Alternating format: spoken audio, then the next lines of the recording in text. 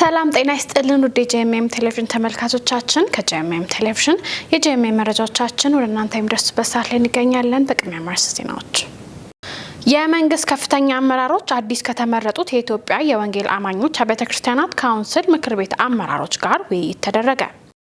የኢትዮጵያ ወንጌላዊት ቤተክርስቲያን መካነ ኢየሱስ ዓለም አቀፍ ሚስዮን ማህበር ቄስ ዋኛው አንዳርጌን ዳይሬክተር አድርጎ ሾመ። ከውጭ በናይጄሪያ በታራባ ግዛት ታኩም አካባቢ የተቀሰቀሰ ጥቃት ቢያንስ 7 ክርስቲያኖች ተገደሉ። ከመረጃዎቹ ጋር ኔሱስና ያሳብራችሁ ቆይታ አደርጋለሁኝ። አብራችሁን ሁኑ። የመንግስት ከፍተኛ የሥራ ኃላፊዎች አዲስ ከተመረጡት የኢትዮጵያ የወንጌል አማኞች አብያተ ክርስቲያናት ካውንስል ምክር ቤት አመራሮች ጋር ውይይት አድርገዋል። አዲስ ከተመረጡት የኢትዮጵያ የወንጌል አማኞች አብያተ ክርስቲያናት ምክር ቤት አመራሮች ጋር ተወያይተናል ሲሉ ምክትል ጠቅላይ ሚኒስትር ተመስገን ጥሩነህ ገለጹ። የሃይማኖት አባቶች፣ የአብያተ ክርስቲያናት መሪዎችና ጥሪ የተደረገላቸው እንግዶች በተገኙበት የተከናወነው የምክር ቤቱ 5ኛ መደበኛ ጠቅላላ ጉባኤ በተሳካ መልኩ በመካሄዱ ለምክር ቤቱ አመራሮች አድናቆቴን ለመግለጽ እወዳለሁ ብለዋል። መንግስት ከኢትዮጵያ የወንጌል አማኞች አብያተ ክርስቲያናት ምክር ቤት አመራሮች ጋር በጋራ በሀገራዊ ጉዳዮች ላይ ይበልጥ ተቀራርቦ የሚሰራ ሲሆን በሚያስፈልገው ሁሉ የሚጠበቅበትን ድጋፍ ያደርጋልን ብለዋል። ለምክር ቤቱ አመራሮች መልካም የአገልግሎት ዘመን እንዲሆንላቸው እመኛለሁ ሲሉም በማህበራዊ ትስስር ገጻቸው አጋርተዋል። የኢትዮጵያ ወንጌላዊት ቤተክርስቲያን መካነ ኢየሱስ ዓለም አቀፍ ሚስዮን ማህበር ቄስ ዋኛው አንዳርጌን ዳይሬክተር አድርጎ ሾሟል። ዓለም አቀፍ ሚሽን ማህበሩ 9ኛ ጠቅላላ ጉባኤውን ባካሄደበት ወቅት ነው ቄስ ዋኛው አንዳርጌ አዲስ ዳይሬክተር አድርጎ የመረጠው። ቄስ ዋኛው የማዕከላዊ ሰሜን ኢትዮጵያ ሲኖዶስ ፕሬዝዳንትና የዓለም አቀፍ ሚስዮን ሶሳይቲ ቦርድ አባል ሆነው ሲያገለግሉ ቆይተዋል። ቄስ ዋኛው በተጨማሪ በኢትዮጵያ የወንጌል አማኞች አብያተ ክርስቲያናት ካውንስል የአማራ ክልል አስተባባሪ ሆነው በማገልገል ላይ ይገኛሉ። በተጨማሪ ሚሽን ማህበሩ ሴትና ወጣትነትን ያካተተ አዳዲስ የቦርድ አባላትን በቦርድ አባልነት መርጧል። ጠቅላላ ጉባኤው በጉዲና ቱምሳይ ስልጠና ማዕከል ባካሄደው ስብሰባ የሶሳይቲው የቦርድ ሰብሳቢ ቄስ ፍቃዱ ቤኛ የ2025 በጀት ዓመት የስራ ሪፖርት አቅርበዋል። የሚሽን ሶሳይቲው አቃቤ ንዋይ አቶ መላኩ አመኑ ደግሞ የኦዲት ግኝት ይፋ አድርገዋል። ጉባኤው በገለልተኛ አካል የተደረገውንና የቀረበለትንም የኦዲት ግኝትም አድምጧል። ከጉባኤው ተሳታፊዎችም ጥያቄዎችና ሀሳቦች የቀረቡ ሲሆን የቦርዱ ሰብሳቢ ቄስ ፍቃዱ ቤኛ፣ ምክትል ሰብሳቢ ዶክተር ወዴሳ ያቺሳ፣ ተሰናባቹ ዳይሬክተር ቄስ ዶክተር ጥላይ ከበደ መልስ ሰጥተዋል። አዲሱ ዳይሬክተር ቄስ ዋኛው በቀጣይ በሚኖራቸው አገልግሎት ሚስዮን ማህበሩን ይበልጥ በስትራቴጂክ መንገድ ለመምራት መዘጋጀታቸው ተገልጿል። የሚሽን ሶሳይቲው ቦርድ ሰብሳቢ ሆነው የተመረጡት ቄስ ዶክተር ሌሊሳ ዳንኤል በበኩላቸው ስልታዊ ፍኖተ ካርታ በማስቀመጥና ሁሉንም ማህበረ ምዕመናን ያካተተ ስራን ለመስራት ማቀዳቸውንም ገልጸዋል። ሚሽን ሶሳይቲው በተጨማሪ አቶ ኢዶሳ ኬሲን የአስተዳደርና ፋይናንስ ኃላፊ አድርጎ ሾሟል። አቶ ኢዶሳ ከእግዚአብሔር ጋር ሆነን የሚስዮን ማህበሩን ስራ ከፍ ሲል ደግሞ የወንጌል ስራ በትጋት እንሰራለን ብለዋል። የኢትዮጵያ ወንጌላዊት ቤተክርስቲያን መካነ ኢየሱስ ዓለም አቀፍ ሚስዮን ማህበር በሙሉ ጊዜ ሚስዮናዊና በድንኳን ሰፊ ሚስዮናዊ መልክ በመላክ በቤተክርስቲያን ተከላ እየላከ የሚገኝ የቤተክርስቲያኒቱ አካል ነው። መረጃው የክርስቲያን ኒውስ ነው። የኢትዮጵያ ሙሉ ወንጌል አማኞች ቤተክርስቲያን በደቡብ ምዕራብ አዲስ አበባና አካባቢው ክልል የልጆች ኮንፈረንስ ተካሂዷል። የደቡብ ምዕራብ አዲስ አበባና አካባቢው ክልል የልጆች ኮንፈረንስ ከጥር 25 እስከ 30 2018 ዓ.ም ድረስ በቀጠና 2 በጀሞ፣ በወሊሶ፣ በቱሉ ቦሎ፣ በሰበት አጥቢያዎች ከ5000 በላይ ልጆች የተሳተፉበት የልጆች ኮንፈረንስ የተካሄደ ሲሆን የክልሉ ፕሬዝዳንት መጋቢ አእምሮ መልካሙ በመገኘት የመክፈቻ ንግግርና ሰላምታ አቅርበዋል። በልጆች ኮንፈረንሱ ላይ የተለያዩ አገልጋዮች ያገለገሉ ሲሆን ሐዋርያው አክሊሉ ብርሃኑ፣ ነቢይ ሰለሞን ከተማ፣ ነቢይ ዳዊት በቀለ፣ ነቢይ ምህረቱ ዮሴፍ፣ ነቢይ ታመነ እምሩ፣ ወንጌላዊ ብሩክ፣ ወንጌላዊ ያደሳ ዲሳሳ፣ መጋቢ ጥላሁን በርሄ፣ ወንጌላዊ ተወልደ ብርሃን ዘርአይ፣ እህት ሩሃማ ታፈሰና ሌሎችም አገልጋዮች አገልግለዋል።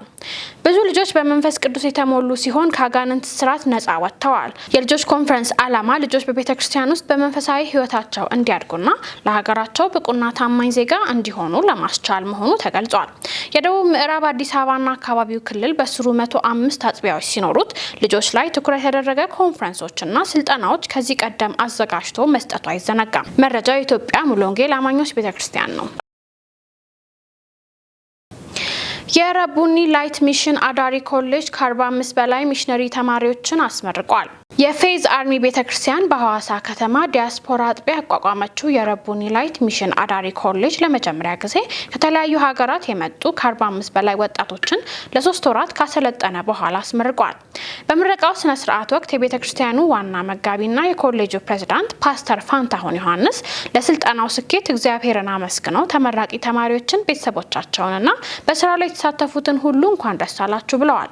ኮሌጁ ባለፉት ዓመታት ሚሽነሪዎችን በማሰልጠን ወደ ወንጌል ማሳ ለመላክ እየሰራ መሆኑን ገልጸው በ2018 ዓ.ም ደረጃውን ከፍ በማድረግ ከኢትዮጵያ ከተሞችና ከውጭ ሀገራት የመጡ አገልጋዮችን በሙሉ የመኖሪያ፣ የምግብ፣ የትምህርትና የሕክምና ፋሲሊቲዎችን በማሟላት እንደሚያሰለጥን አስረድተዋል።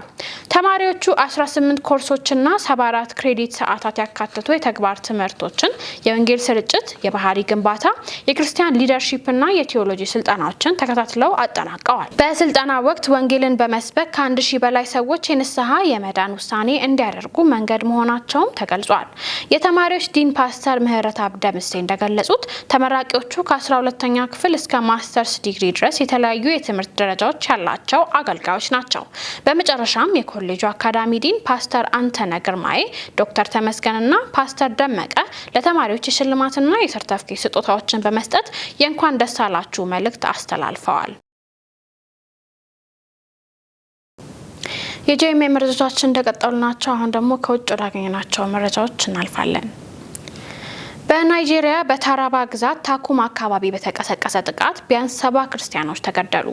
በናይጄሪያ ሰሜን ምስራቅ ታራባ ግዛት በታኩም አካባቢ አስተዳደር ውስጥ በሚገኘው የቻንቻንጂ ካውንስል ዋርድ በተፈጸመ ድንገተኛ ጥቃት ቢያንስ 70 የቲቪ ብሔረሰብ አባላት የሆኑ ክርስቲያኖች መገደላቸውን የአካባቢው ምንጮች ለቤኑን ኢንፎ ፔዲያ ገልጸዋል። ምንጮቹ እንደገለጹት ጥቃቱ በተለያዩ መንደሮች በአንድ ጊዜ ተፈጽሟል።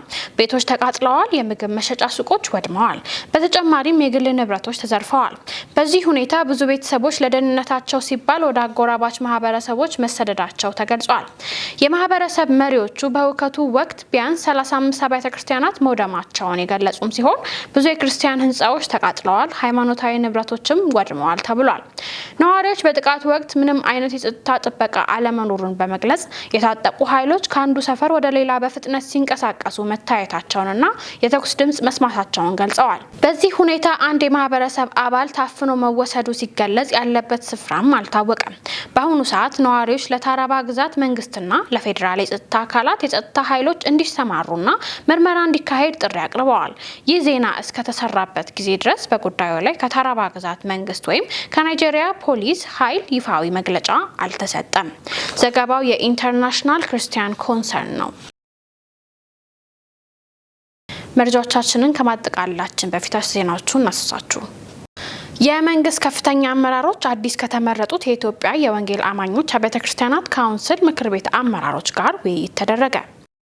የኢትዮጵያ ወንጌላዊት ቤተክርስቲያን መካነ ኢየሱስ ዓለም አቀፍ ሚስዮን ማህበር ቄስ ዋኛው አንዳርጌን ዳይሬክተር አድርጎ ሾመ። ከውጭ በናይጄሪያ በታራባ ግዛት ታኩም አካባቢ የተቀሰቀሰ ጥቃት ቢያንስ 70 ክርስቲያኖች ተገደሉ። ለዕለቱ ያዝናቸው የጄኤምኤም መረጃዎቻችን ይህን ይመስል ነበር። እኔ ሱስና እያሱ መረጃዎቹን ወደ እናንተ እያደረስኩኝ አብሬያችሁ ቆይታ አደረኩኝ። መረጃዎቹን ያዘጋጁላችሁ ደግሞ ነጻነት አቁማና ዳንኤል አንተነህ ነበሩ። ከቀሪ የጄኤምኤም ቴሌቪዥን ፕሮግራሞቻችን ጋር መልካም ቆይታ